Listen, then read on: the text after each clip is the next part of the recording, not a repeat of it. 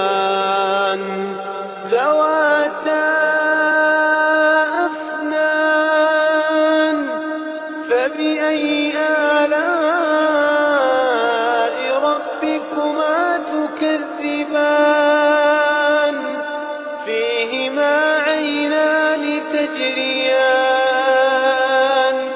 فبأي آلاء ربكما تكذبان فيهما من كل فاكهة زوجان فبأي آلاء ربكما تكذبان